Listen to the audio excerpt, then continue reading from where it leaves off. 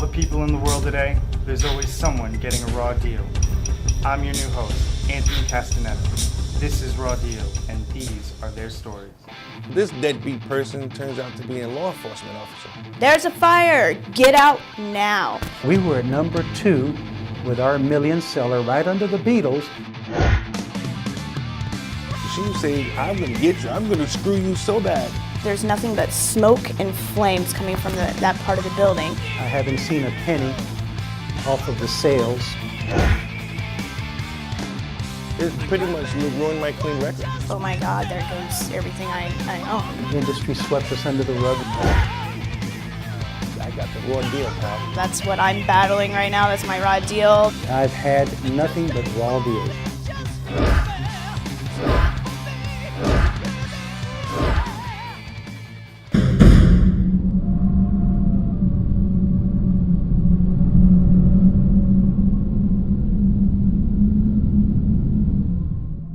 We'd like to take a second to thank SWAT Training Academy for allowing us to use their facility. If you have a business and would like a free shout out on Bright House Networks, contact Jason at myrawdeal.com. Today we have Mike. Mike, nice to meet you. Thanks for coming down, Pleasure. telling us your story. In doing so, you'll get this awesome Raw Deal t-shirt. Nice. Hopefully you'll wear that out around town. I sure will. So, tell me a little bit about yourself. What brings you here? I am 31 years old, Okay. from Hop Hog, Long Island. Very cool. Lived there pretty much all my life. I had gotten separated from a brother, so when I was about 22 years old, we had gotten in contact with each other. Okay. He was living in New Jersey, and my family had moved down here to Florida. Well, Did my you foster try family. to get back into communication with them? Well, he kind of was out of sight, out of mind. Mm-hmm. But once we got talking again, we tried to just pick up from where we were. I mean, it was a little weird at first, Right. you know, because it's like, hey, I haven't seen you in 25 years and I'm your what that'd be brother, like, yeah. you know. So it was a little weird at first. And about a year later, he had gotten married and decided to move down to South Jersey, Okay. Cherry Hill. So I stayed up in Bayonne, and I was bartending at this place called Casa Dante in Jersey City. Sure. What's Casa Dante? It's an Italian restaurant. They probably have some of the best food. So if you're ever in the Jersey City area, I would keep that definitely in say mind. check it out. Cool. And there was a guy working there by the name of Rob. He was a cook.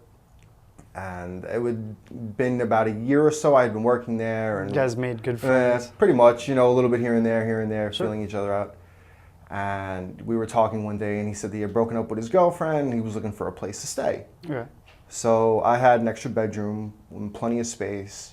So I thought about it. I was like, do I want a roommate? Do I not want a roommate? I've heard, you know, Mixed reviews. yeah, pros and cons. Yeah. Some say yes, some say no. And I was like, all right, this is pretty cool. Sure. You didn't think anything of Nothing. it. He was a good guy. So we went about our thing. It had been about 6 or 7 months we've been living together. Paid his rent on time. I mean, contributed to all the bills. Never really had an issue. A genuinely stand-up guy, That's in your what you think. opinion. Sure. And he would even cook from time to time. So you know, That's nice. it would kind of help Nice out. perk. So it was right around Father's Day, and I had made plans to come down to Florida for about 2 weeks. Okay. And I was a little hesitant at first, you know, going Sure. down on vacation, but I said, you know what, let me go and relax and have a good time. So I like to travel light. I didn't pack that much stuff. And before I had left, my brother had driven up from Cherry Hill and said, listen, you want me to take some of your stuff with me? Right. You know, like expensive thing, you know, DVD player, you And know, you computer, didn't- whatever. You didn't take the bait. You didn't go I for was that. like, nah, he's a good guy, John. He pays his bills. I don't have any problems with him. He doesn't get messed up on drugs. Right. And at this point, you've known him for over a year. So we built, you know, that relationship Mm-hmm. up. So I was like, don't even worry about it. So you go on your trip, and you're now in Florida. What part of Florida did you go? I came down here to Orlando. Okay. My parents live in Vero Beach. Very nice. So it was nice, you know, to enjoy the sun, and I'm having a good time going to Relaxing. Disney World, eating out. And I'd given a call, you know, just to see how things were going. I had a year-old cat named Patches, That's cool. and, you know, I wanted to make sure the cat was all right. Sure. Yeah. I mean, you left You your know? roommate in Yeah. charge, so. So he didn't answer the phone, and at first I was like, all right, he's probably busy at work, whatever. I just wrote it off and went about my thing. And then a couple of days later, you know, I called him again. He didn't answer. I kept getting his voicemail, and I'm like, something's up.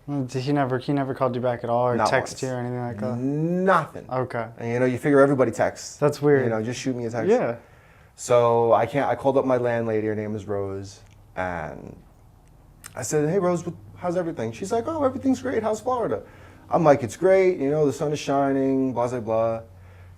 I'm like, where's Rob? She's like, Rob left. I'm like, oh, did he go to work or something? She's like, no, he moved out. Yeah, when he says left, you don't think he left. Yeah, He booked it, you know, you're thinking he's gone for a while. So she says, well, she's like, you're going to be staying in Florida, and, you know, he got rid of most of your stuff. He got rid of most of your stuff? What does that mean? He had a garage sale. He went to the pawn shop. I don't know what he did with my stuff. So now all your stuff's missing? Well, you know, I said, what do you mean? And I asked her, and she said, well, he had told me that you were going to stay in Florida.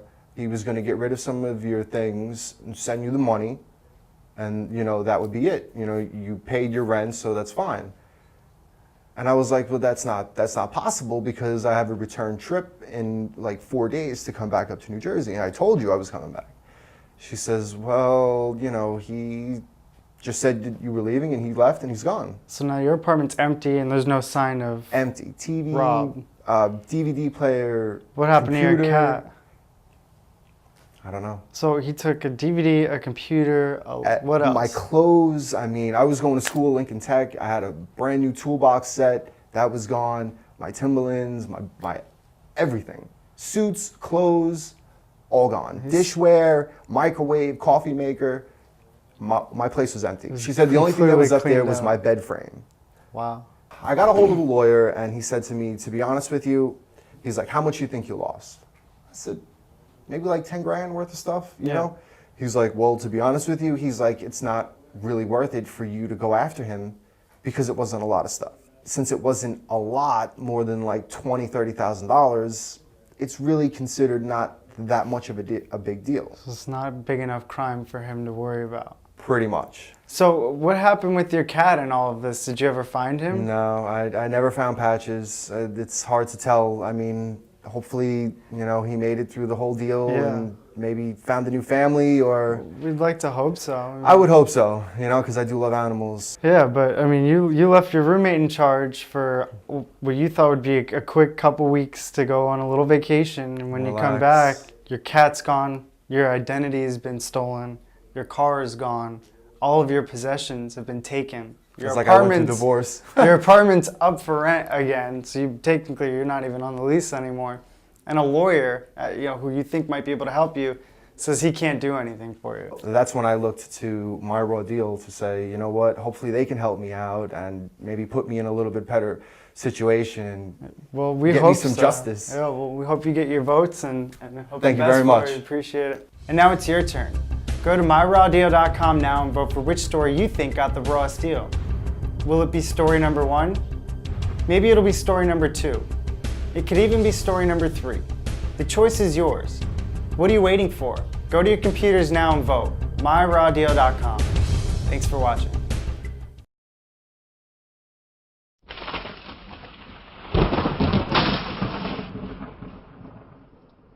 Hi, I'm Dominique. I'm Audrey. I'm Shelby. I'm Emma. I'm Peyton. And I'm Jessica. We are here supporting the children of Base Camp, a foundation to help the kids fight cancer. And to help the kids at Base Camp, we're selling only 200 raffle tickets for $20 each. To win this jet ski and this trailer, a portion of the proceeds will help benefit kids with cancer. To purchase your raffle tickets, go to myrawdeal.com and buy now. Again, that's myrawdeal.com. Thank you for your support towards Raw Deal and the kids at Base Camp. Go to myrawdeal.com and help kids fight cancer. Good luck!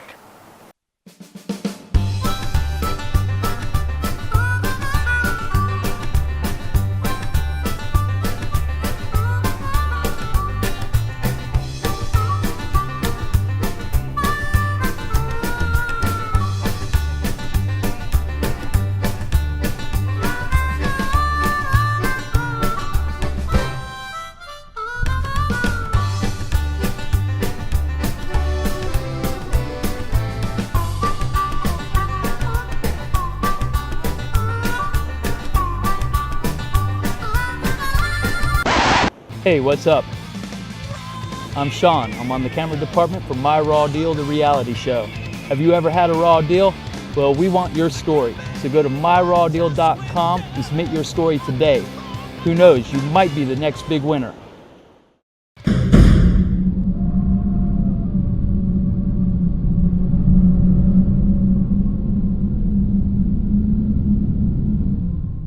How you doing today? Great. James Marvell? Good to be here, Anthony. Nice to meet you. Thank you.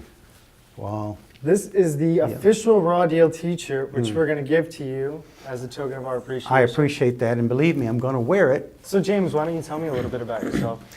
Well, Anthony, what a long story. Music will take you down some strange paths. In the early 60s, or middle 60s, I'm from Tampa, Florida, Right. and had this garage band. We were called the Scopes. So we wrote a song. I did. My manager and I, a guy named Johnson Tenero and I, wrote a song called "She's Got Bad Breath." How old were you when you wrote Oh this gosh, song? I must have been 15, 16 years old. And we put it out, and I was produced by a fellow out of Chicago who handled the Buckinghams. They had songs like "Kind of a Drag" Right. and those great hits. Yeah. And this fellow named Carl Bonifati, I believe his name is pronounced, he produced us for the USA label, and then, can you believe it? Here we had our high hopes, and we were stopped by, I believe it was Scope mouthwash, if my story serves me right. No, why did they stop you? Well, you can imagine, it might have been an infringement of copyright. I don't Because of know. the We were name, called the the Scopes, Scopes. yeah. The song was Scopes, called Scopes, "She's right. Got Bad Breath." That makes sense. So, there we go. And then I moved on to one of my biggest breaks in the music industry was with a group called Mercy. And we sold several million copies. This is around the middle to late 60s of "Love Can Make You Happy." And there we were in the top 10, Anthony, with the Beatles at number 1. They had a song called "Get Back." Right. We Everyone were knows that. we were at number 2 with our million seller, right under the Beatles. Sinatra had "My Way" at number 7, his signature song, So you and were Elvis had "In the Ghetto." Superstars, basically. Unbelievable. "In the Ghetto." We were on the Dick Clark shows, Mike Douglas. We have a young group with us that happen to have the #1 record in the country. They're from Tampa, Florida. This is their first national television show, but certainly not their last. Here's their new album, "Love Can Make You Happy." So you must have just been breaking in the dough, right? Oh, well, no. Unfortunately, that's another bad thing that happened to me. Why not? I haven't seen a penny off of the sales. So you're number 2, right underneath the Beatles, on the same list as Frank Sinatra, Elvis Presley, legends. Legends, And you guys legends. didn't make a penny. That's what happens sometimes in this music industry. So there we were. And since those years, of course, I never gave up. I still have hope. I'm here 45 years later. So what happened with your music career after Mercy, dude? After Mercy, just immediately after Mercy, a couple of the guys in the group, Mercy, we saw the dangers of drugs in rock and roll. So you I would go to shows sought and to- wind up with Jimi Hendrix and people like that at parties, and I saw the dangers, and I knew that this drug business was going to hurt the youth. So we left the group, Buddy Good and I, another member of Mercy, and we formed the Country Cavaliers, No. which was an anti-drug duo, outlaw, hair down to here. This is short hair. No, why was And- that? Why was that new? I see people with Only long hair all well the time. Why? now it's acceptable more, but back then it was different. To see this image in country music. Right, This is Willie Nelson This has- is just had long before. hair forever. Well, this is before Waylon and Willie. As a matter of fact, you brought Willie Nelson up, and he endorses my career and knows that what I've been through himself. He acknowledged the Country Cavaliers That's and awesome. placed us in his museum, in the Willie Nelson Museum, for our history. Of course, we took this idea to Nashville, and I remember like it was yesterday being there with Waylon Jennings at his home when he had, slick hair, slick back, amazing. and introducing the outlaw image to Waylon and Jesse there at their home, Jesse Coulter. And he must have really dug our idea, you know what I'm saying? Absolutely. So then we got the Raw Deal. The industry swept us under the rug. We got a chance to perform with folks like Dolly Parton on the road, the Grand Ole Opry stars, Why and were you so guys many. swept under the rug? We were ahead of our time. They saw this this image, and the Didn't industry, catch on to the it. music clique, this ultra-conservative Nashville system, thought we were too early.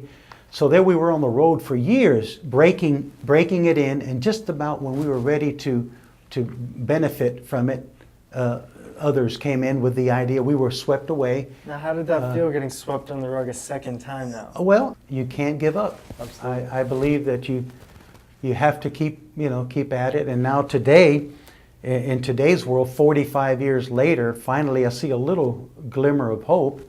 Of course, all those millions that we sold.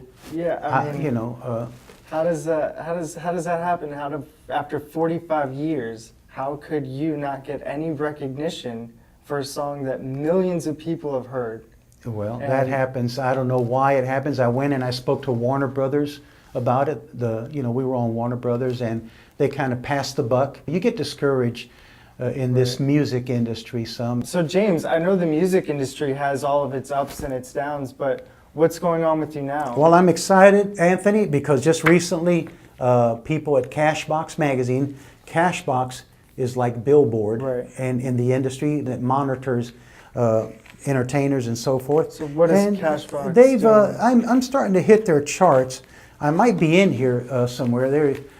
Because of me being in the top 10 with Elvis Presley, they connected my story there about Elvis in my days. I remember Elvis. I met Elvis and I knew him back then. And so they've seen a little bit of the hard work, I guess. And now I'm in there with a song that I had even 45 years ago. Wow. So now that you brought up Cashbox, you said something in your story that you submitted us that you won a record. What was a record? Well, the thing is now, ironically, here after so many years, in the industry, there's been 5 artists to ever bring back an old classic and chart again. Chubby Checker did it with a song called The Twist. Neil Sedaka did it with, I believe it was Breaking Up Is Hard to Do. So these are all very common songs everyone And knows. for me to come back by the same guy who had it in the 60s with the group Mercy and come back with this hit record, Yeah. I'm one of only 5 in the history of music to be able to bring back their hit and be in the top 10 again. I'd like to sing your viewers, if I can, a little bit of that song, the million seller I brought back, the one I had with Mercy. Love can make you happy if you find someone who cares to give a lifetime to you and who has a love to share. Love can make you happy. Love can make you happy. And it can make us happy. It's a true story. Well, hey, thanks for coming out. We were honored to have you, and we really appreciate it. Thank you, Anthony. Thank you. Appreciate it. No problem. And now it's your turn. Go to myrawdeal.com and vote for which story you think got the rawest deal. Will it be story number 1, story number 2, or maybe story number 3? The choice is yours. Go on your computer, type in myrawdeal.com, and vote now. I'm your host, Anthony Castaneda. Thanks for watching.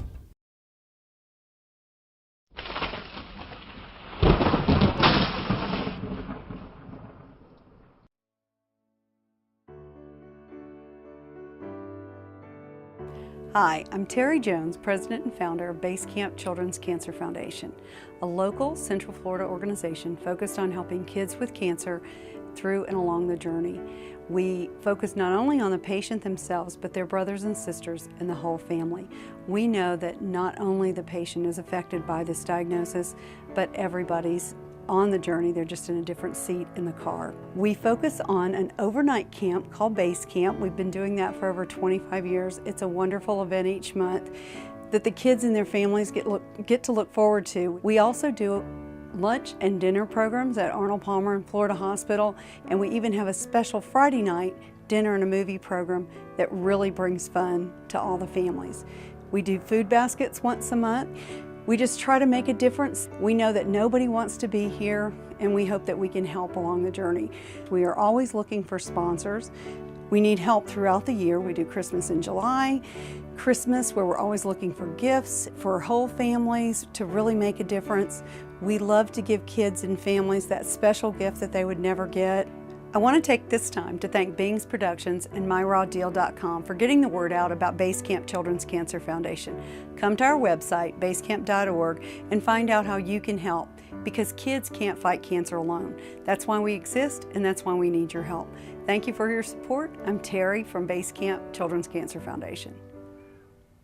Hi, my name is Peyton, and my dad's the creator of Raw Deal, the reality show. Right now, we are looking for investors, and with your help, this show could be huge. Go to myrawdeal.com and contact my dad today.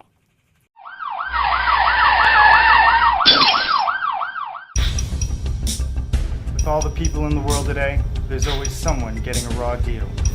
I'm your new host, Anthony Castaneda. This is Raw Deal, and these are their stories. This deadbeat person turns out to be a law enforcement officer. There's a fire. Get out now. We were at number 2 with our million seller right under the Beatles. She say, I'm gonna get you, I'm gonna screw you so bad. There's nothing but smoke and flames coming from that part of the building. I haven't seen a penny off of the sales. It pretty much ruined my clean record. Oh my God, there goes everything I own. The industry swept us under the rug. I got the raw deal, pal. That's what I'm battling right now. That's my raw deal. I've had nothing but raw deals.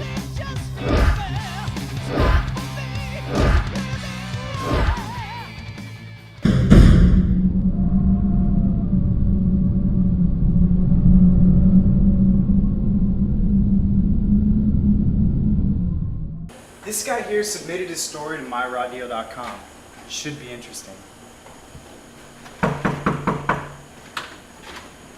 Hey Victor, it's Anthony. How's it going, sir? Nice to meet you. Do you mind if you come inside and tell us your story? Come in, guys. All right. Let's go. Victor, I'm Anthony, the host of Raw Deal. How you doing, sir? We want to thank you for submitting your story to us, and we're going to give you this awesome t-shirt. So hopefully you'll wear that and enjoy it. All right, thank you. So tell me something about yourself. Yeah, I currently work in security. Cool. How long have you lived in Orlando? I lived in Orlando for about 6 months now. 6 months? Where are you originally from? Point Siena in Point Kissimmee. Siena? Oh, that's cool. So have you lived in Florida most of your life? Yeah, about 15 years. Cool. So what's your raw deal? Tell me about that. Yeah, so I met this girl about 8 months ago. Yeah. You know, met her down by my parents' house. And it was, it was going good. I knew her from high school. So that's cool. You kind of think you know her a little bit? Yeah, yeah. You would think so. So yeah, it was going great for a couple months. Then I finally got my own place. That's cool. And I asked her to move in with me. So right off the bat, you didn't even...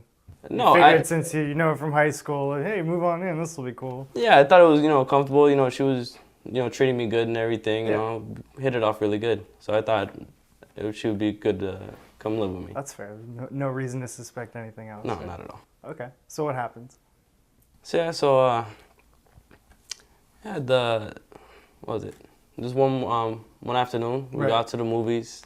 I have to work really early in the morning. Yeah. So we go out, get home around like 12 o'clock at night. Okay. And so at this point, you got to be at work at what time? At 5 o'clock in the morning. So you're coming home at 12, you got to be at work in 5 hours. Yeah, so it was all right. I'd make the sacrifice. Okay. So. She was worth it. Yeah, she was worth it. So yeah, come home, set my alarm. Go to bed for a little bit. Go to bed, or try to go to bed for a little bit. And a few seconds later, my alarm goes off. So it seems like. Yeah, so it seems. Yeah, you shut your eyes and right away it comes on. So it goes off. I try to shut off the snooze, but it wasn't working. So I had to shut the phone off completely. And so I wake up in the morning, do my daily routine, go take a shower, brush my teeth, shave, get dressed. It's around 4:45 at this point. You're getting ready to head out the door. I get ready to head out the door. So, just like every morning I wake up, give her a kiss before I leave. Yeah. Close the door behind me. Oh, you're such a sweetheart. I know, right? So I head over to work, and it's about 5 o'clock now. Yeah. So I get to the gate, and my my coworker just comes out of nowhere and tells me, well, while he's laughing while he tells me this, he's like, "Oh, what are you doing here so early?" And I have a face of a look of confusion. I'm like, what do you mean early? I was like, I read the schedule right. He's like, no, you didn't. So he told me to come back in 5 hours. Sure. So I was like, all right, cool. Decided to go back home, get some shut-eye. Who wouldn't? Yeah. Waking up at 5 o'clock in the morning. Exactly. And get here, start making my way to the apartment. Right. Open my door nice and quiet, and try not to wake up the lady.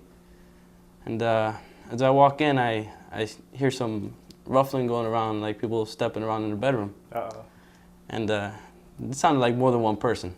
Okay. So I was like, all right. It's a little suspicious. It's a little bit. Started getting a little cautious as I walked towards my bedroom door. So are you nervous at the point that something's going on? Do you think someone's broken in, or what's going on in your head? I was a little nervous. I didn't hear any screaming or yelling, so I was, pretty confident that nothing bad was going on.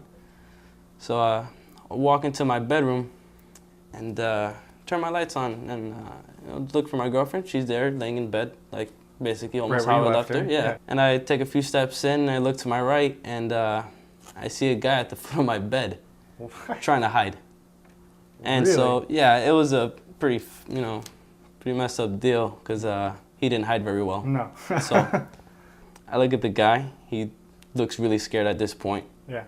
And I threatened him. I was like, look, you need to get out of my apartment right now before, something goes down. Yeah.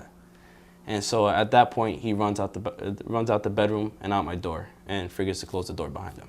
So I walk over to my girlfriend and I pull the sheets off of her, and she wasn't wearing any undergarments. How I left her in the morning. Naked. So yeah, under there naked, panties in her hand, and at this point she starts crying, saying nothing's going on, nothing happened. I'm like, all right, what is he doing in my apartment, in my bedroom? And she doesn't really give me a straight answer because she's crying hysterically at this point. So are you staying calm throughout this? Are you getting mad? Are you raising I'm trying your voice? to. My temper's going up a little bit, and yeah, I try to keep my composure as much as possible. She's bawling on her knees, begging me, nothing happened, please don't be mad. And that just made me even more mad, telling me not to be mad. Right. So I was like, all right. So I told her to start packing her stuff up because she has to be gone by the time I get back home from work.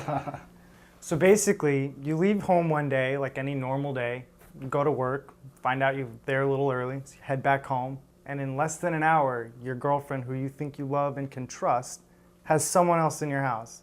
Yeah. Wow.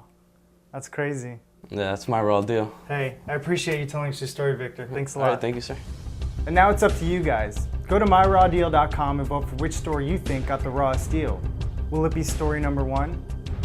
Will it be story number 2? Maybe it'll be story number 3. The choice is yours. Get up now and vote. myrawdeal.com.